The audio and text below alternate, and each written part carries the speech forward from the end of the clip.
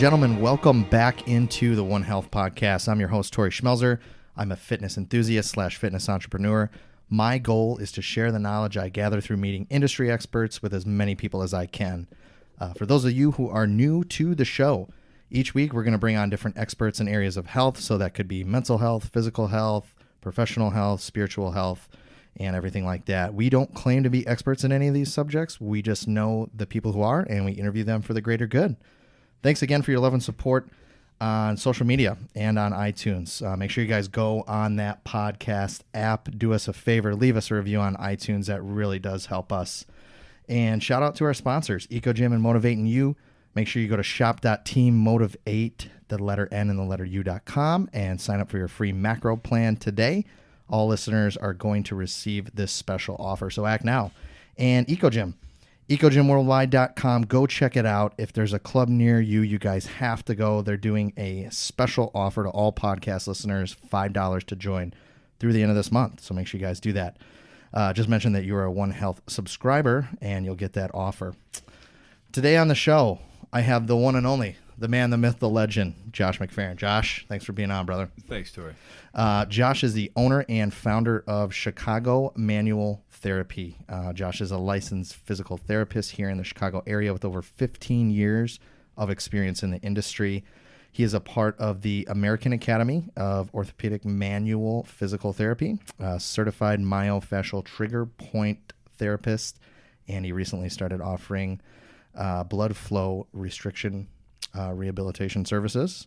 So, yeah, man, thanks for being on the show. Absolutely. Really appreciate it. I was excited. So I guess to start, give us a little bit of background. How did you get into the industry? What made you kind of gravitate towards physical therapy? Yeah, I've been practicing I'm in my 19th year of practice. I decided I wanted to do physical therapy kind of back in high school, early college, but I really liked anatomy. I really liked the idea of chiropractic manipulation. There were a lot of things that just interested me about any kind of biological sciences. But, I think that certain things just draw you in one direction versus the other. But honestly, when I became a physical therapist, it was not a lock and key fit. I thought I was going to be bored really fast. You have a couple cases that inspire you. You have a couple mentors who make you want to be better. And that kind of brings me where I'm at today. I think that I had a great start in a very challenging job, and I stayed there a little bit too long, which is kind of one of the things that compelled me to go back and get some postdoctorate training at UIC.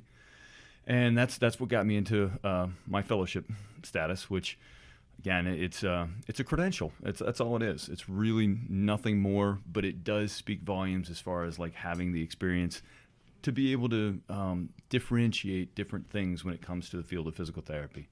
Physical therapy is a lot of things. I mean, when you hear, I'm a physical therapist, I mean, what do you think I do? That's what I was going to ask you. That was going to be my very first question. For those that, I have never done physical therapy before. I think I kind of know what it is. But so I think the general public's opinion of it is, okay, I get hurt, I have an injury. Correct. I go see a physical therapist, and they give me certain movements to do, or they give me some resistance on my body to help strengthen the area around that.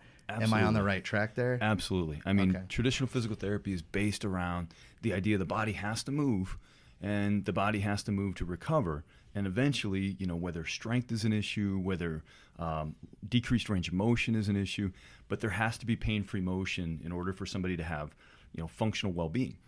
So traditional physical therapy is something that I still do. I have moved a little bit away from the model of somebody comes in, they see the physical therapist for a half hour, and then they do exercises on their own. Exercise is so important, and I think that that's one of the things that physical therapists are trained really well in is how to use exercise as medicine. And I think that that's one thing that is always going to be the most important thing, is that somebody's exercising. But I call it Chicago Manual Therapy, not because I just sit there and rub people's calves and thighs and shoulders for an hour straight, but because manual therapy is a designation of a credential that requires that everything is personalized and everything is specialized according to the area of impairment. So if I was going to do manual therapy on a sore shoulder that you have, Tori, I would want to make sure that I kind of assess what's missing. Is it strength, motion, fascial mobility? And then I would see if we can kind of facilitate that. And then I would want to make sure that you're doing something that's going to complement and potentially progress what I just did. And so I see a lot of people that they're really, really scared after an injury to go back to exercise. Yes. At what point, what are some things you tell them when they're ready to go? How are you kind of coaching them into, okay, this is what you should do. You should be going to the gym, doing this and that. What are you kind of saying to them? It goes back to, people tend to catastrophize their injuries where they get a little bit of pain after an injury and they're assuming they're re-injuring themselves. And so fear is so important that you are able to kind of get rid of some of the fear of motion, fear of re-injury. And I think that once you can kind of convince somebody that they may have false signals that may not necessarily mean that they're injured, but they may be just needing to reacclimate to those types of movements that their body's unfamiliar with at this time. So it kind of goes into a lot of pain science. It goes into some things that get pretty complicated, but I try and keep it really simple and just tell people that motion is lotion, and that if you can kind of realize that the body has healed, but it's on a continuum. And that continuum exists between injury and between being completely healed. And we're never usually on one end or the other. So what we want to do is make sure that you're further towards the healing end than you are towards the injury end. And I think that if you respect, kind of how the body heals, there's a sequence that has to take place. There's the first phase of injury, the second phase of injury, and then once you get into the remodeling and the restructuring, if you don't exercise, then you're more likely to re-injure. And so where I come in is typically in that phase where it can be as early as 2 or 3 days after an injury. It can be as early as sometimes even 24 hours, is trying to make sure that we create the best possible tissue environment for healing to continue to take place. Gotcha. One injury that I'm really curious on, and we see it a ton here with a lot of our clients, is people coming back from, it could be ACL, MCL injuries, stuff like that, torn meniscus, things like that. What are some things you do to kind of help them with that? I feel like that's a really common injury nowadays. Common. And the hard part about those injuries is the knee is a load-bearing joint that requires a lot of muscular contraction to be able to strengthen it again, and heavy loads to be able to strengthen it again. One of the biggest problems is whenever you have knee pain, there's a lot of inhibition in the muscles around the knee joint, which basically means that the muscle shuts down. And as the muscle shuts down, it doesn't perform as efficiently or as effectively, and it continues to strain that muscle. So one of the things I specialize in is trigger point dry needling. So something that is extremely important is that you're able to get that muscle to work again. And working it under the conditions where it's not necessarily receiving too heavy of a load too fast. And so when somebody comes in post meniscectomy, where they have some of the cartilage removed from their knee, or they just have an injury that they have to kind of stay off of for a period of time, there's a lot of inhibition and there's a lot of reduction in how the actual quad, the hamstring, the calf, and even the hip work together. So what we try and do is we try and look at that entire kinetic chain. The kinetic chain is from the foot all the way up to the spine, how those forces kind of interact together, and we see where maybe the misses in that chain are. What are the things that are limiting that knee from being able to accept the load? And is it just tightness in the quad? Is it maybe some limitations in hip range of motion and actual hip stability?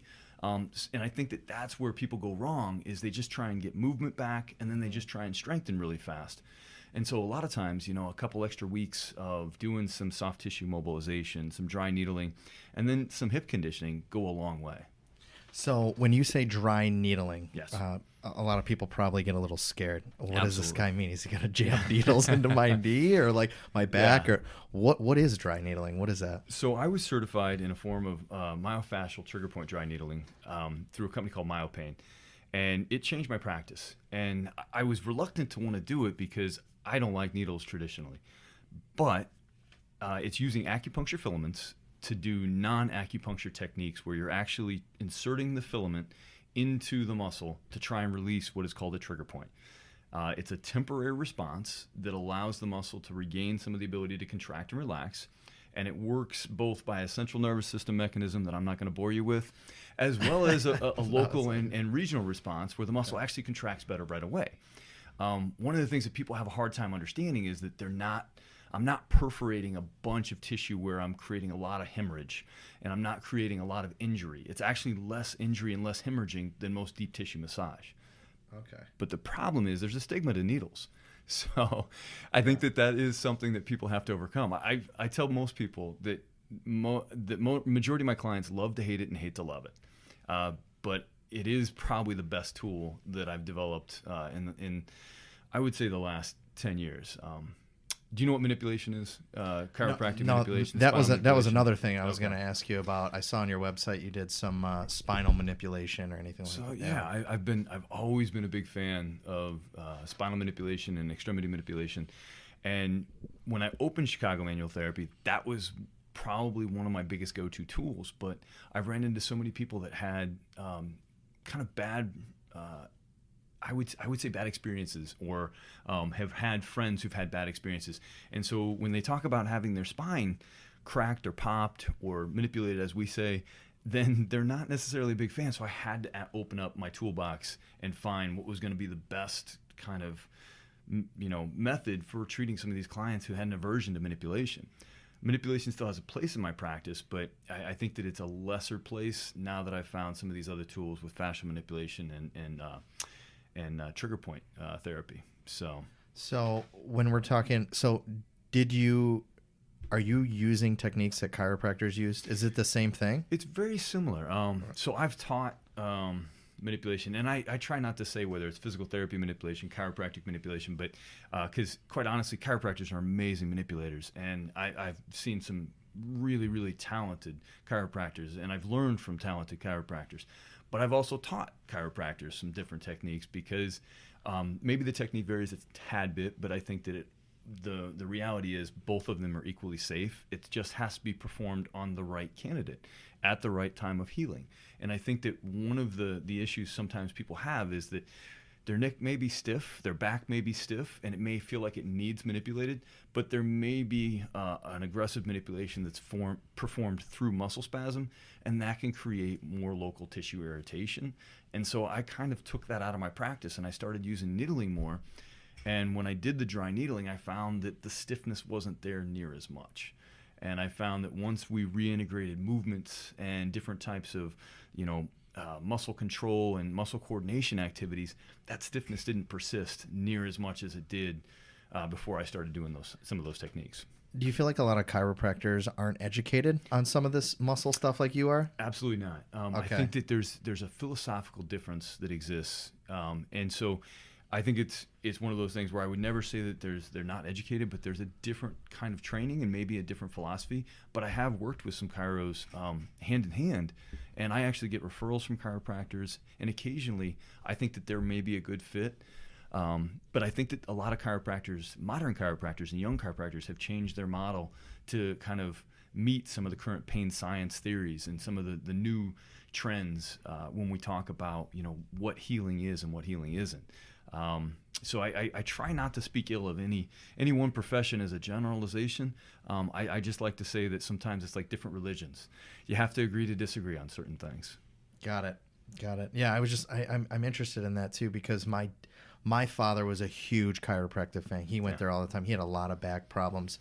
And I used to speak with him sometimes about, maybe this might be an issue with your muscles sometimes. And I wondered if they were giving him all of that information. So what's interesting is, I see a lot of clients that actually have relationships that they've built with their chiropractor over a long period of time. And so because they have that relationship, I never try and dissuade them from maintaining that relationship and doing what they need to do. But I do try and see if I can fill in some of the blanks if there are some. Because I'm going to be the first person to admit there are some amazing personal trainers out there that are going to be able to rehab somebody better than me after I get them through the woods. My forte is not necessarily coming up with the most functional-based exercise program that's going to maintain long-term health. My specialty and expertise is going to be in getting somebody back to the level where I can send them to the right person. So I always say that I think we all have kind of a role to play, and as long as we can sit there and respect, this practitioner and this physician and this, personal trainer, I think that that's where, the balance should be. But sometimes I think egos tend to take over. and feelings tend to get hurt. But I would say that I've been very fortunate in working with a really, really good base of clientele that like that model, and they like the fact that they use me for specific things. That's good. With blood flow restriction, you just started doing this. I saw the other day yesterday you brought your equipment into the gym here, and you were using it. What is blood flow restriction? Why should people be looking into this? Yeah, that's a great question. So just when we go back to the meniscal injury, the knee requires the most heavy loads in order to be able to build strength back to functional levels. And so when you think back to, when you're strengthening your knee, how sore your knee can get, or if somebody has a little bit of arthritis in there, or if somebody has a surgical procedure where they have to abide by certain precautions and not have more than like 40% of their body weight going through their knee. Blood flow restriction is designed to create metabolic strain on the muscles and on the tissues of that area, but not mechanical strain. Mechanical strain is what breaks tissue down and creates a lot of unnecessary soreness, and it makes things heal very slowly. So when we're thinking about muscle anabolism, the ability to actually build muscle, it's hard to do, and it takes a very long period of time. It can take anywhere from 6 to 8 weeks, but more likely about 3 months. And so what has happened is they've looked at several studies, and there's been a lot of research in the past, even 20 years, but in the last 5 to 7 years, there's been more research done specifically on occlusion training, where they occlude the blood flow into the thigh or into the arm.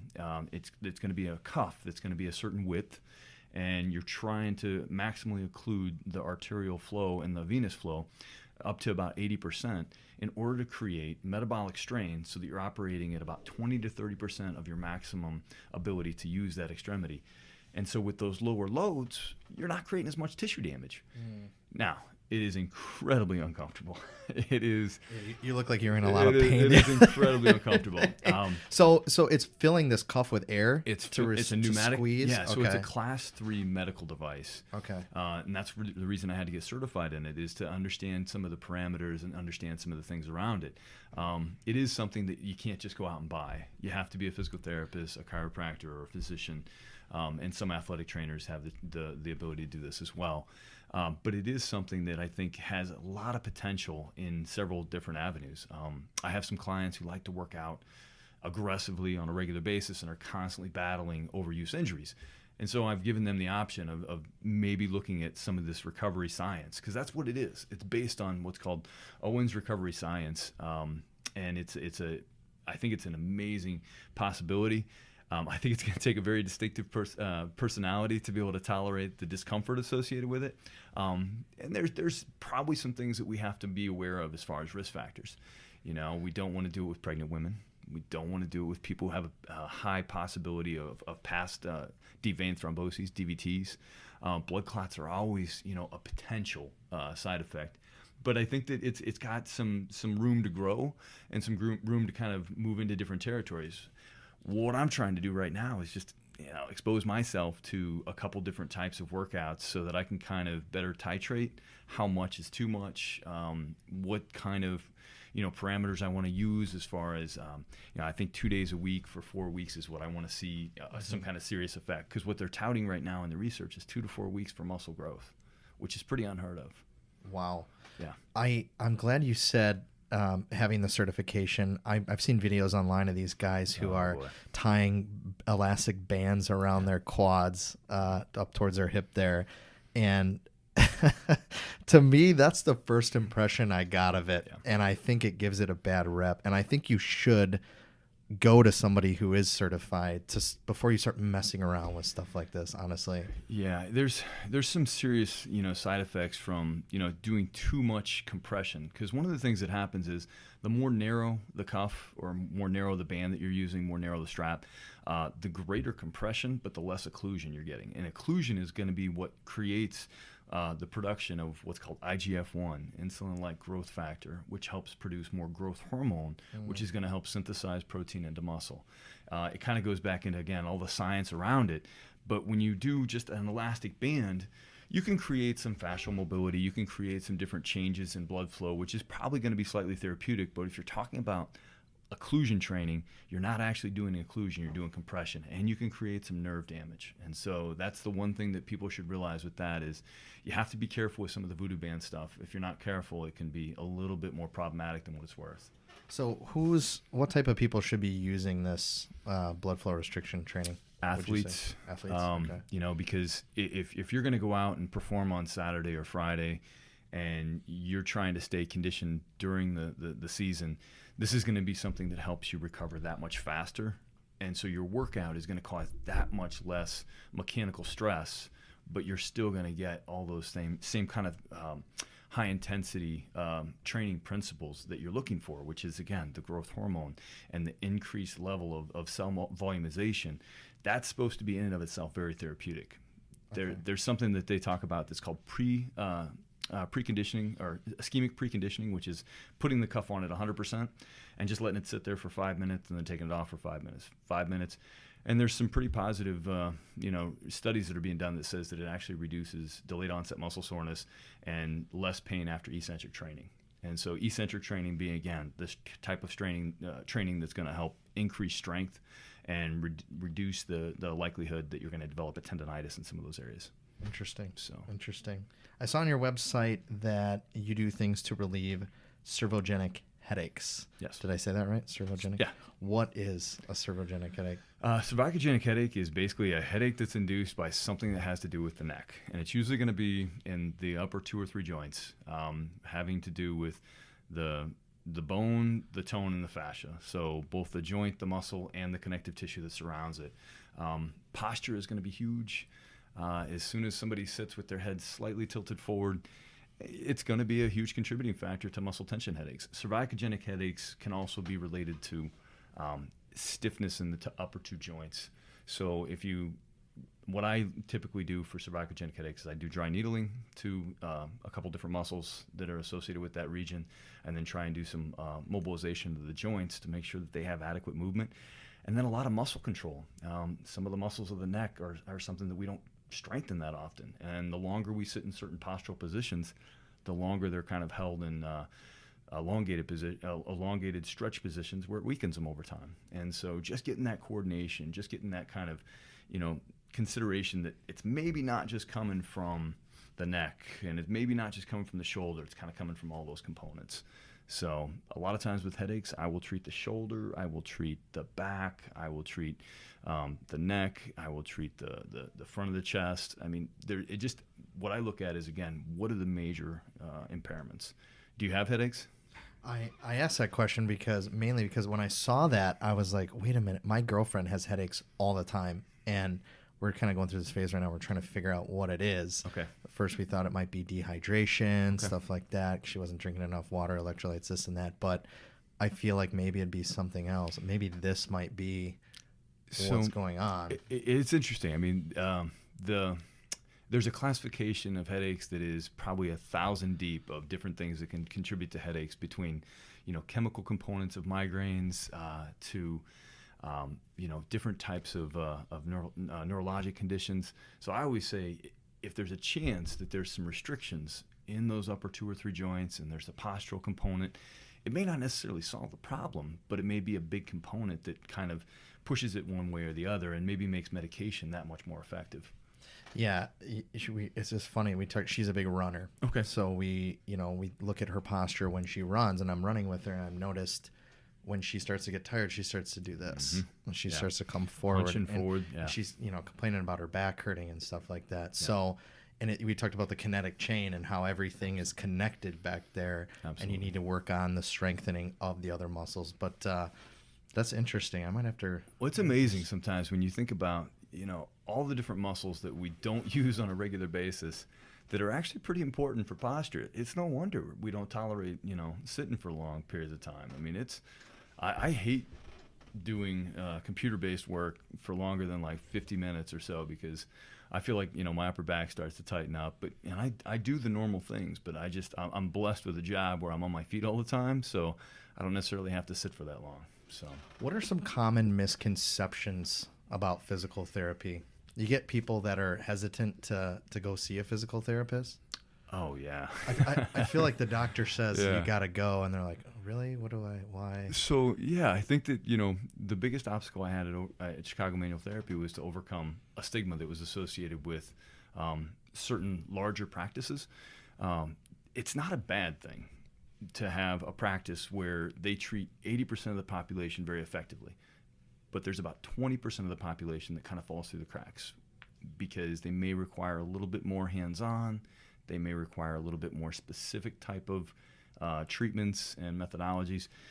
And so I think that when somebody has been to one of those larger places, they get somewhat of a bad taste in their mouth because they're like, oh, I don't need to do these exercises, and I don't want to be billed $250 for doing exercises that I can do at home.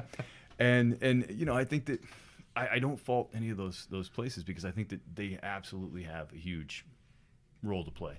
And I think there's some very, very talented therapists who work in those environments. I'm just very fortunate that I have an hour to work with each individual client. And because I have that hour, I can really, really allow myself to individualize everything, personalize everything. And every single session, we get more and more done. And I see people once a week a lot of times. So the biggest misconception about physical therapy is that it's not, we're not trained that well.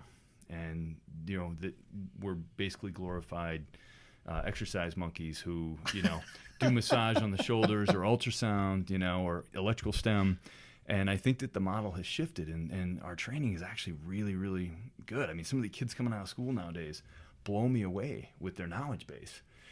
Now, experience is still going to be, the thing that kind of speaks, the most. But I would say that I think that's one of the biggest misconceptions is that how much training that we go through. So, gotcha.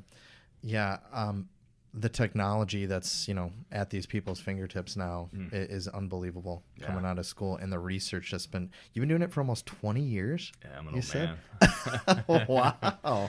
So you've seen a lot of technologies kind of come and go throughout the years in your industry. It's the funny thing. I think when I was probably in my mid-20s, late 20s,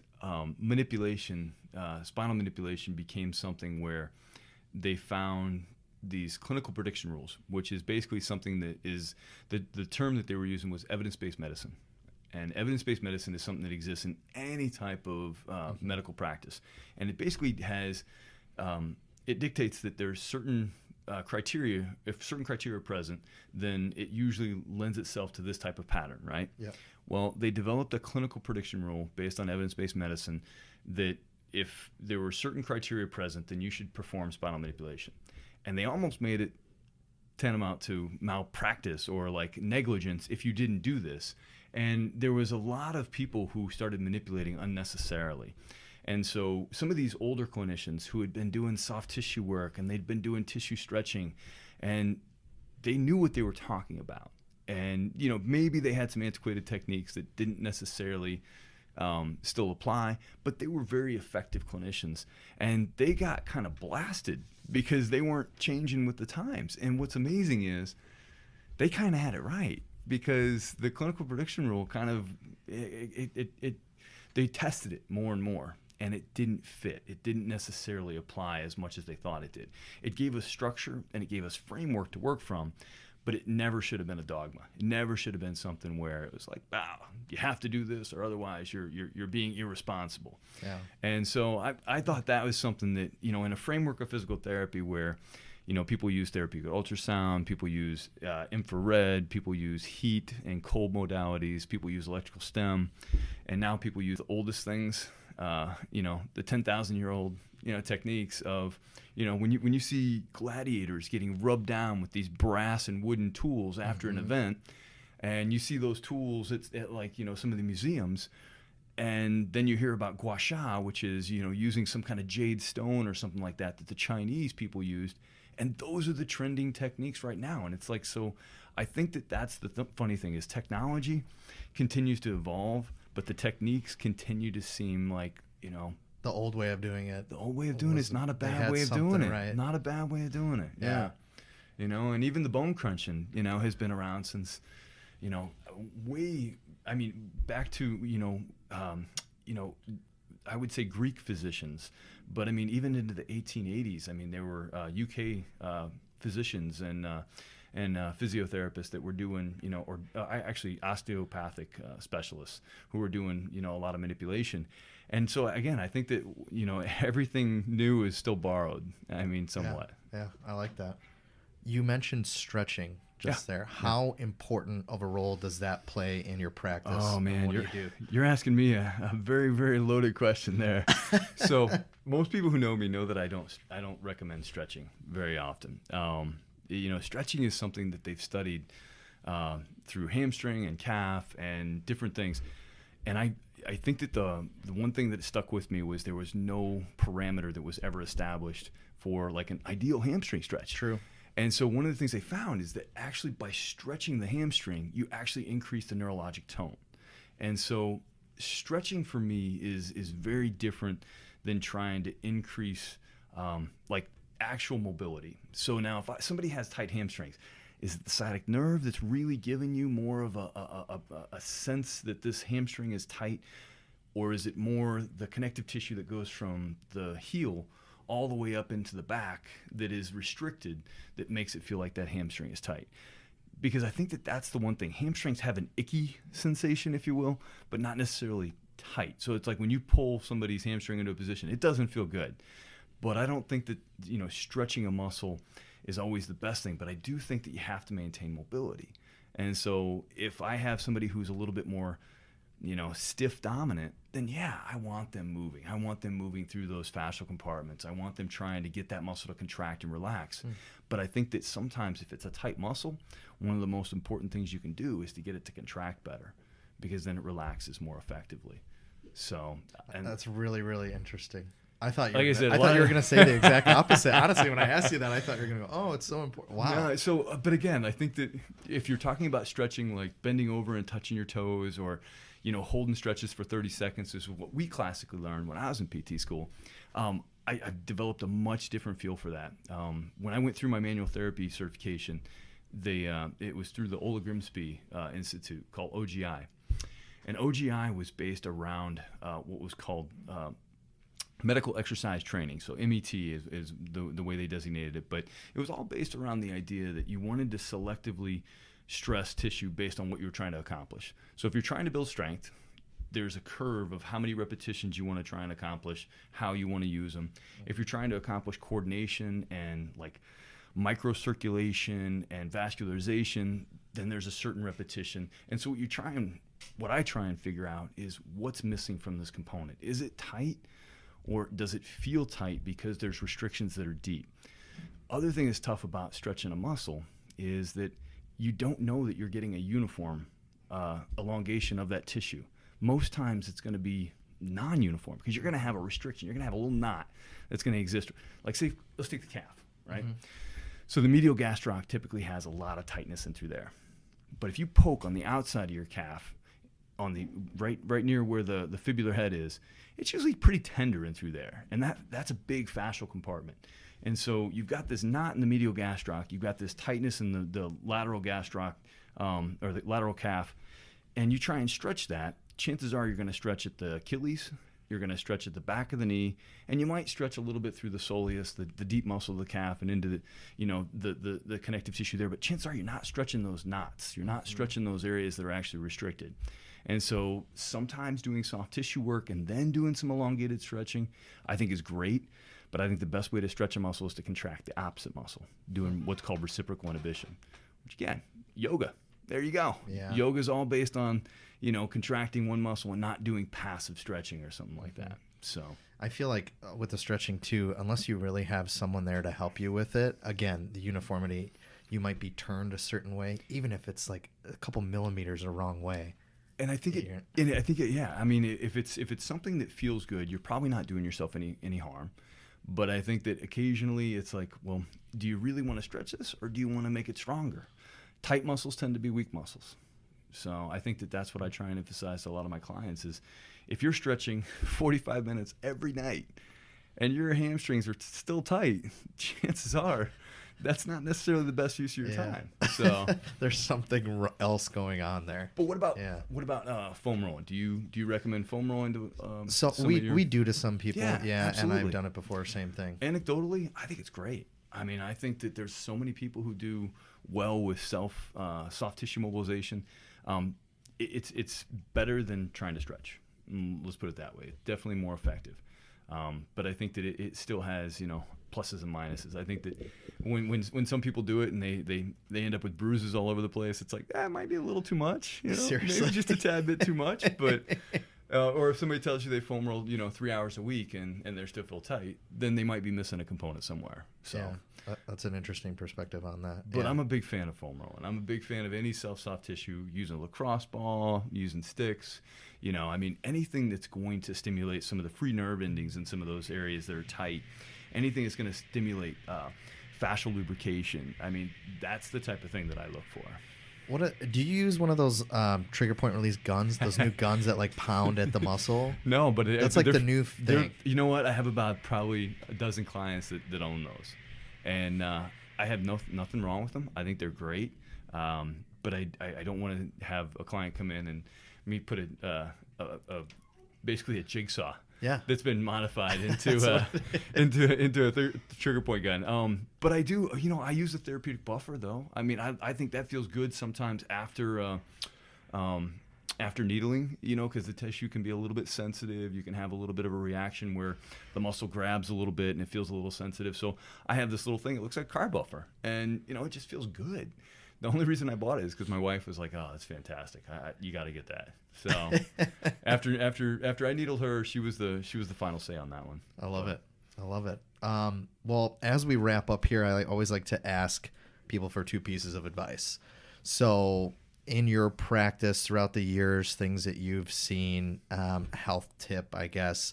What are 2 things that we can do to, I guess, improve our mobilization, things like that, related to physical therapy, like 2 things we could be doing every day to be in that healthier spot?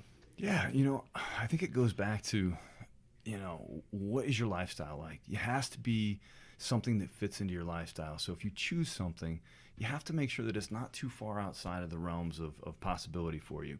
But I think that one of the things that I recommend is I went to a course a while back, and the instructor had us get up every 20 minutes. He set an egg timer.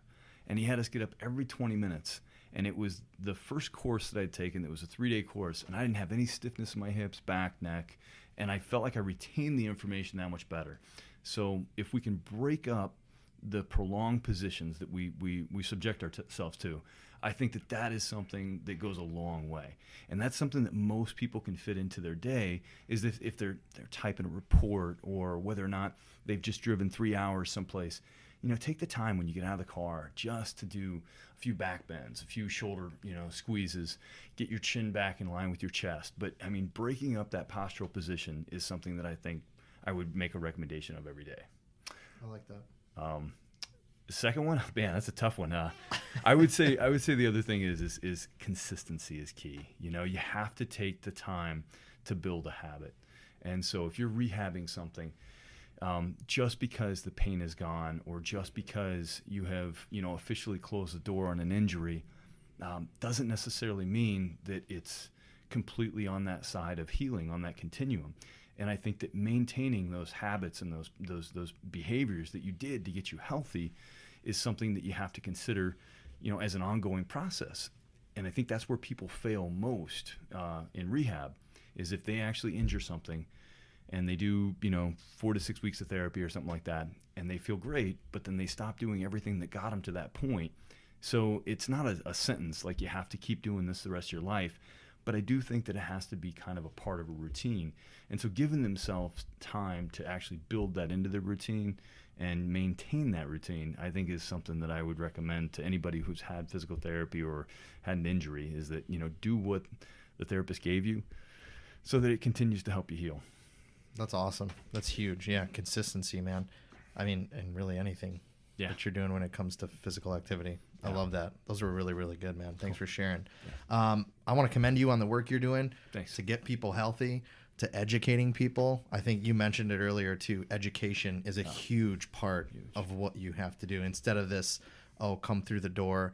I'll do my manipulation and send you on your way. You know what I mean? I really like that approach that you take. So I commend you on that, man. That's awesome. Thank you. If people want to find out more about you, your company, what you're doing, how can they do that? Where do they go? So I have a website. It's a pretty minimal website, but it gives you a little bit of a bit of information about me in the practice. It's chicagomanualtherapy.com. If you ever want to email me, I answer emails at least once a day. It's cmt at chicagomanualtherapy.com.